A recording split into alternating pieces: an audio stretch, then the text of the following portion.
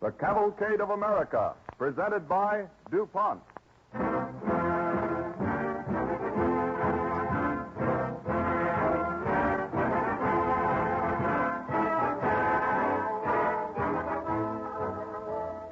This evening's program tells the story of an American of many attainments, Oliver Wendell Holmes, poet, scientist, physician, and humorist. And it is fitting that this tribute to a resourceful mind and a great citizen should be dedicated to a large group of zealous and youthful young Americans who are now serving their nation, the Boy Scouts of America. Because this is Boy Scout Week, and the 28th anniversary of the founding of this great movement for boys is being observed throughout the country. DuPont extends congratulations and best wishes to the Boy Scouts, confident that their training will add new stories of achievement to the Cavalcade of America. The Boy Scout ideal of a good turn daily finds a parallel in the DuPont Chemist's pledge: better things for better living through chemistry.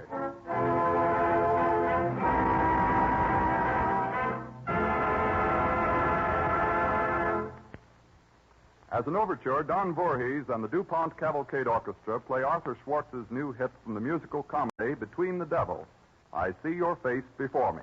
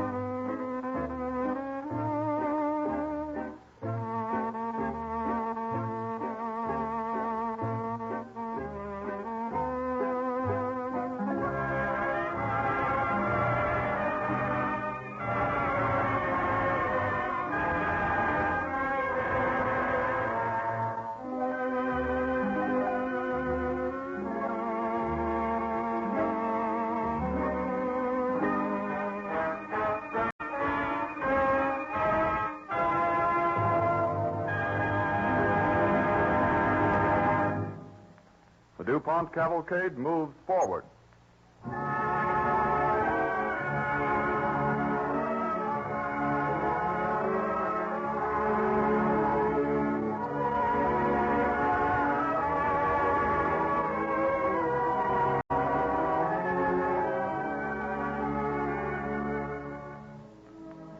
almanac for the month of August in the year 1809 described the 29th as a pleasant day. Speaking of that date in after years, Dr. Oliver Wendell Holmes remarked, "I remember it well, for something happened to me once at that time. Namely, I was born." His father, Reverend Abiel Holmes, sent him to Andover in the hope that he would adopt the ministry. Oliver, however, entered Harvard College, was graduated as class poet, and entered Dane Law School of that university. As our story opens, we find him chatting with two fellow students in the Knights of the Square Table Club. We've been talking about pleas and abatement, actions in trover, assumption, and tort for the last hour or so. And I think it's high time we change the subject. What else is there for law students to discuss? 10 to 1, I can name it. Holmes' favorite topic, poetry. Well, why not? Anything but law. I'm through with the legal pursuits. Next year, I'm going to study medicine. Well, that's very interesting, Holmes, especially in view of the fact that you've written some excellent poetry for the Collegian. We thought all along that you were only going to be a poet, but a poet-physician. Well, that sounds extremely remarkable. That would be a career. What would you have me do? Escort people to their graves to the ringing accompaniment of rhyming couplets? Well, if you become as good a physician as you are a poet. Oh, well, I'd hardly say those trifling verses in the Collegian justified you calling me a poet, Curtis. Poetry should light everybody's mind with fire. It's a sublime tradition. Does everybody, say a nation, believe in its traditions, Holmes? I should say yes. Don't you think Americans do? No. Well, why do you say that, Brown? Did you see a copy of this morning's paper? The Advertiser? No, not yet. Why? Well, it shows that Americans don't care a pennyworth for tradition. Mr. Secretary Branch has ordered the frigate Constitution destroyed. Well, and Holmes, you know that ship's a tradition in American history. destroy old Ironsides? Well, that's preposterous. I agree. Who doesn't remember how she defeated the Guerriere in the War of 1812? Why was she called Old Ironside? Well, it seems a sailor saw a cannonball bounce off her hull, and he shouted, "She's made of iron, boys. Old Ironside." Well, I don't believe the Secretary knows what he's doing. That frigate is connected with too many stirring chapters in the history of our American Navy. Well, according to the article in the Advertiser, Old Ironsides is going to be destroyed. Listen, Brown, I'll take this question to the people in the best way I know.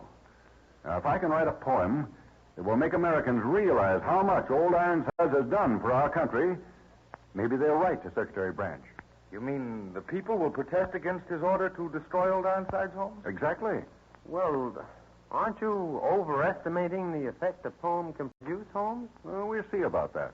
Oh, a poem of that kind wouldn't be easy to compose. Oh, nonsense. Verses spring like bubbles of fire to the lips. Give me that tablet, Brown. Destroy Old Ironside. Strip her of her rigging. Die. Pull her tattered ensign down.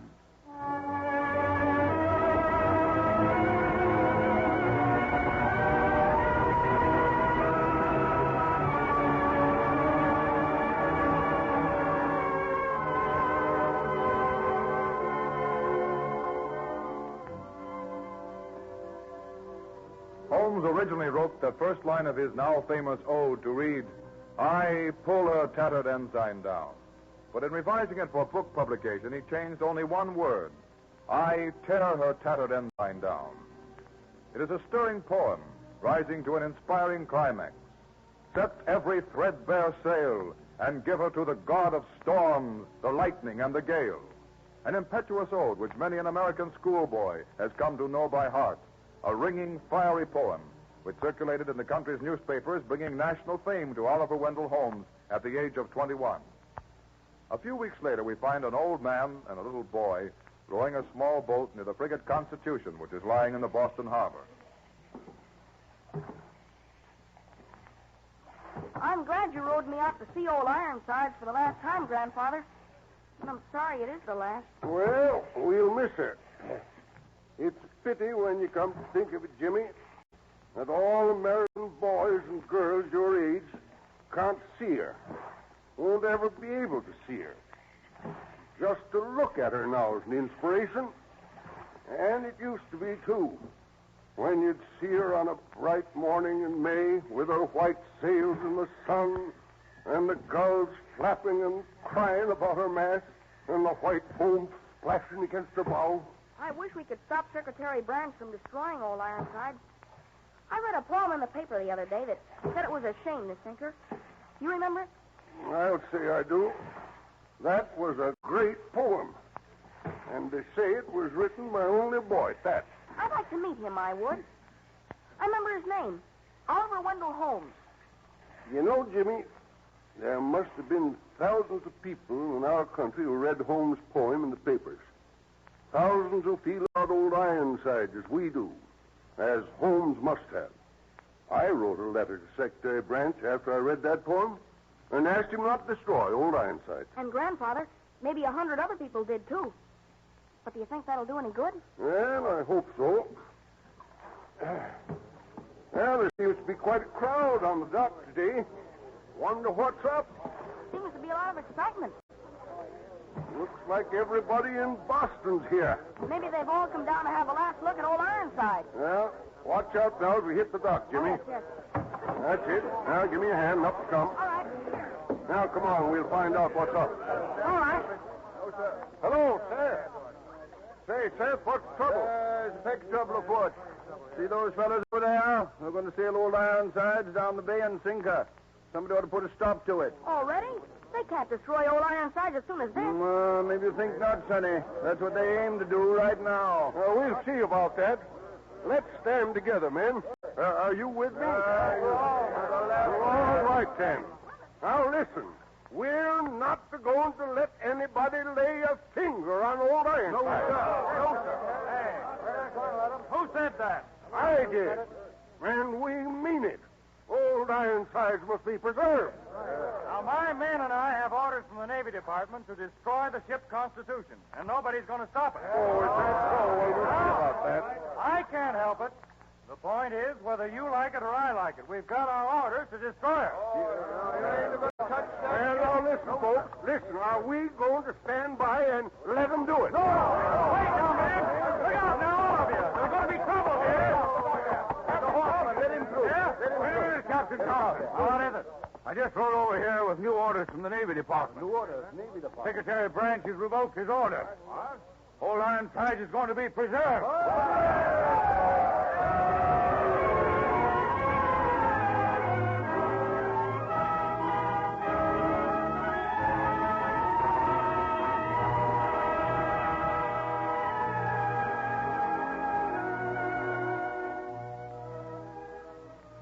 Thus, with his ringing ode, Oliver Wendell Holmes was instrumental in saving Old Ironside, which will always be associated so spiritedly with the history of our country.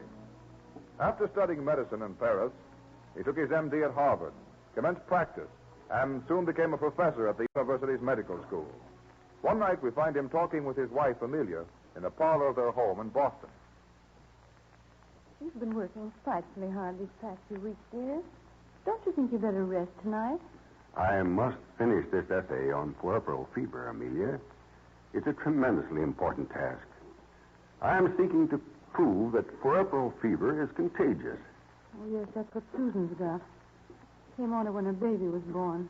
Susan is very seriously ill. Nowadays, so many mothers die from contracting the fever through contagion. Oh, Oliver, I'm terribly frightened. Susan's my dearest friend. Yes? Is that you, Priscilla? Yes, ma'am. There's a Dr. Wilkins to see Dr. Holmes. You better not stay, dear. He'll probably get me into some argument. He's been trying to persuade me not to publish this essay for weeks. All right. Show him in here, Priscilla. Very well, ma'am. Oliver, would you mind if I went in the next room and played some melodeon? Not at all. Go right ahead, darling. You sure it won't disturb you? I'll play softly. Oh, that's quite all right, dear. We won't be long. In here, Doctor. Thank you. Dr. Wilkins, sir. Good evening, Dr. Holmes. Evening, Doctor. That'll be all, Priscilla. You may go. Yes, sir. I'm very busy, Wilkins. Anything important? The medical profession thinks it's important. Oh, that's my wife. She practices in the evening. Will you sit down? Holmes, what I have to say won't take long. I represent the medical profession in these parts. and I've come to protest against your publishing that essay. I'm sorry, Wilkins. I'm going to publish it nevertheless. You'll have the whole profession against you. You're putting your reputation at stake and your practice in jeopardy. Doubtlessly. But if in the end I can prove that puerperal fever is contagious and untold lives are saved in the future, then I'm taking a very small risk with my professional standing indeed. The fact that the medical profession is against you, isn't that enough to dissuade you? No. I realize that I am exposing certain flaws in our medical treatment. But I have plenty of evidence to prove that this fever is contagious and that we can stop it from spreading infection. Oh, nonsense. Just foolish superstition, that's all. Listen.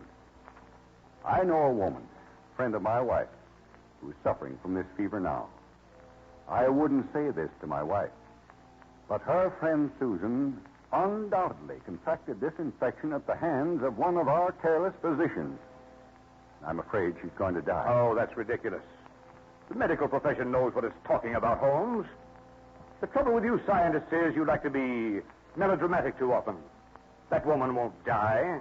What do I care what you think? I know the truth about this. If you publish that essay, you'll face the opposition of the entire medical profession. Oliver. Oliver. Amelia, what is it, dear? You're pale as death. Oh, Oliver. Priscilla just brought me a note from Susan's mother. You must publish your essay just as soon as you can. Susan is dead.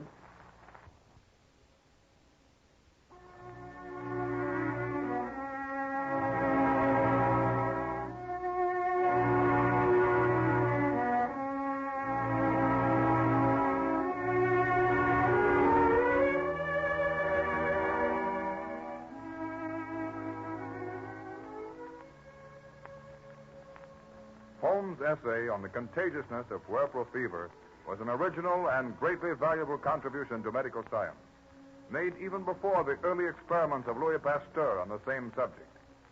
Before the day of Elizabeth Blackwell, America's first woman physician, Holmes advocated the entrance of women into medicine.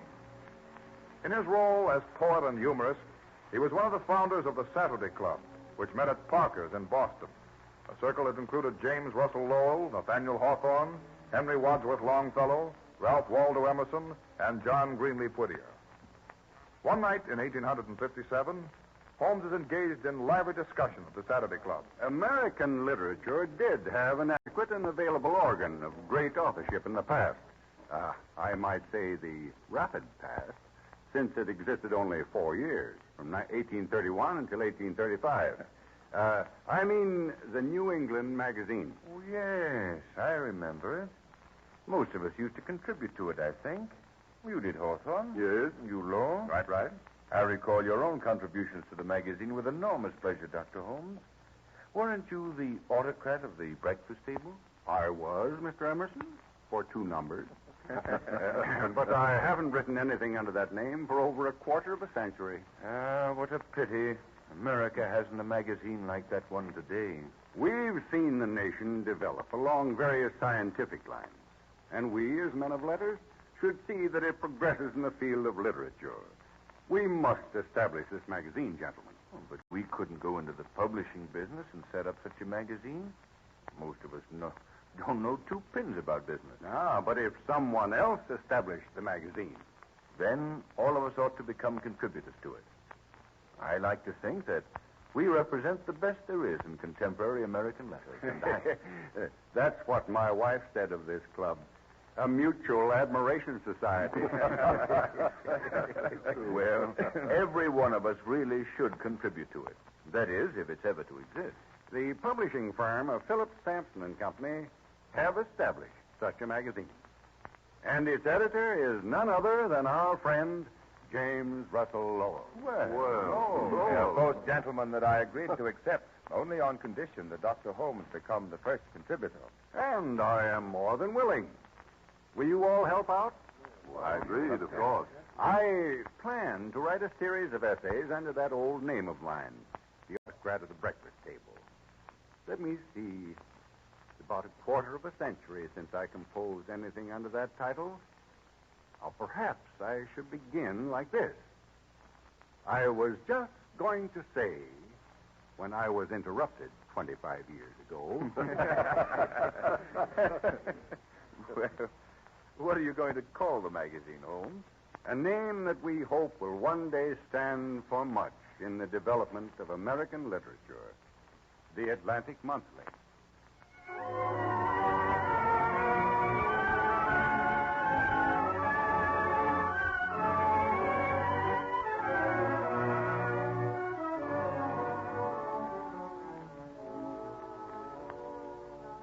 Under the impetus of Holmes and the talented Saturday Club was born the nation's first-rate magazine of literature, The Atlantic Monthly. As the autocrat, the poet, and the professor, his breakfast table essays endeared him in the hearts of Americans as a great humorist.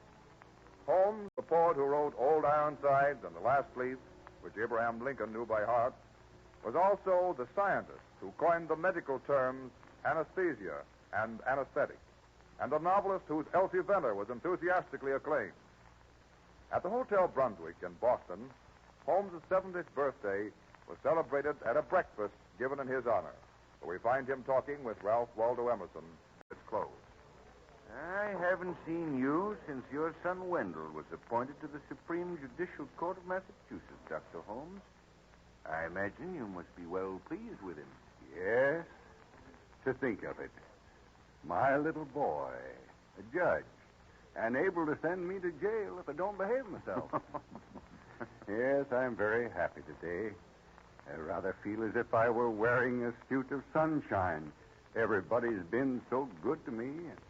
This morning, I even received a letter of congratulation from President Hayes on my notorious birthday. Well, I'd call that official approbation from America, Dr. Holmes. And now, ladies and gentlemen, we are privileged to hear a few words from our guest speaker, the American poet Thomas Bailey Aldrich. Ladies and gentlemen, I am honored to speak as the representative of all the authors and poets in American literature. We all know how much Dr. Holmes has done to further the cause of literature in this country. But he has done more than that by his own encouragement to the younger writers in this nation. He has not only contributed, but has actually been an inspiration to the future of American literature. We who live in this age are fortunate in having known Dr. Holmes. He is a great scientist, and the fresh and subtle learning of his breakfast table essays, together with the humor and pathos of his poetry, will always be remembered as tributes to his extraordinary talent. He could not have perfected all these precious gifts if God had not given him the most sympathetic of human hearts.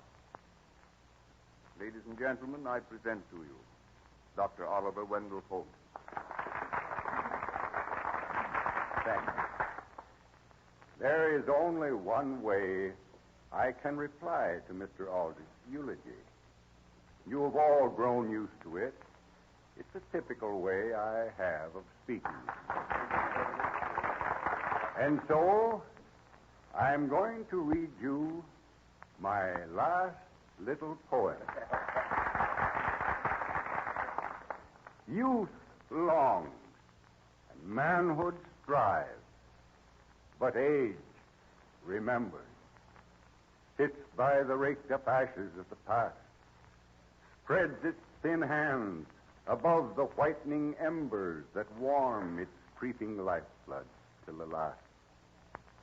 So when the iron portal shuts behind us, and life forgets us in its noise and whirl, visions that shun the glaring noonday find us, and glimmering starlight shows the gates of pearl. And now, with grateful smile and accents cheerful, and warm our hearts than look or word can tell, In simplest phrase, these traitorous eyes are cheerful. Thanks, brother. Sister. Children. And farewell.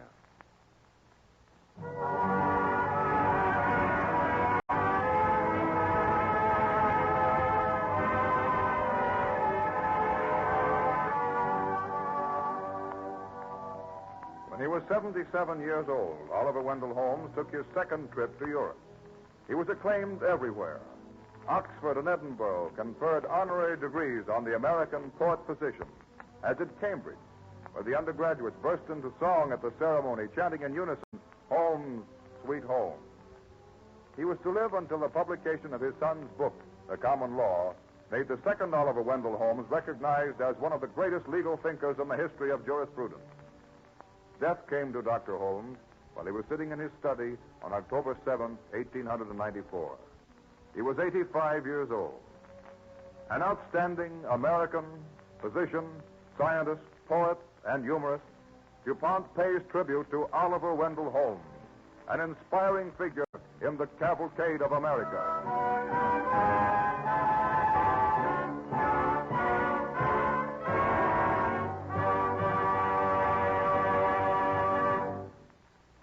This week, the DuPont Company made its yearly report to the 73,000 people who share ownership in the DuPont business. These people, DuPont stockholders, live in every state of the Union. Men and women, young and old, they represent many occupations: farmers, housewives, clerks, doctors, mechanics, teachers, and so on. In a sense, the DuPont Company's report for 1937 is addressed to all the American people, because DuPont's job of making chemical products contributes to the comfort, convenience, and well-being of nearly everybody.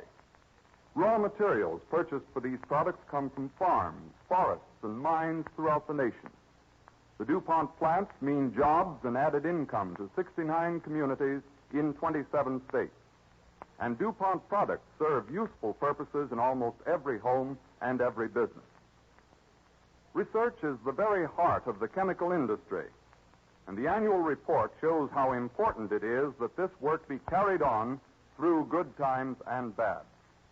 Often it takes 5 years, 10 years, or even longer, and requires large sums of money to develop new and improved products for public use. During 1937, the DuPont Company was able to provide jobs for more workers than ever before in its history. This record was possible not because of that year's research, but because of money spent on research in 1932, 1930, and even earlier. The DuPont policy is constantly to improve quality and at the same time reduce costs, aiming at a low unit price on a large volume of sales. A review of 12 of DuPont's more important lines of products developed or improved during the past 10 years illustrates how this policy actually works in practice. These 12 groups of products alone now give employment to 7,300 more workers than were employed on the same groups in 1928. And the average selling price of these products has been reduced 40% during the past 10 years. The DuPont Company's report contains still other indications that progress was made during 1937. For example, the average total of DuPont employees last year, 57,800, represented an increase of about 13% over the 1936 average. And these employees were paid more than $107 million, an increase of about 26% over 1936. Thus, it can be seen that the long-range planning of a company like DuPont is part and parcel of the progress of the nation. Perhaps all of the facts and figures are best expressed in the pledge which guides the DuPont Company throughout every field of endeavor. Better things for better living through chemistry.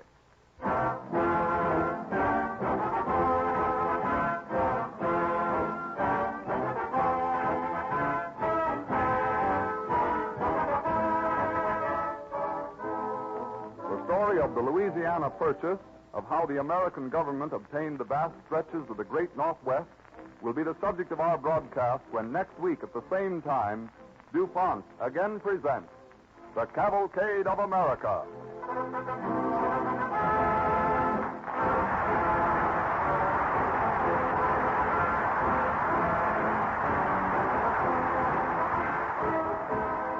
This is the Columbia Broadcasting System.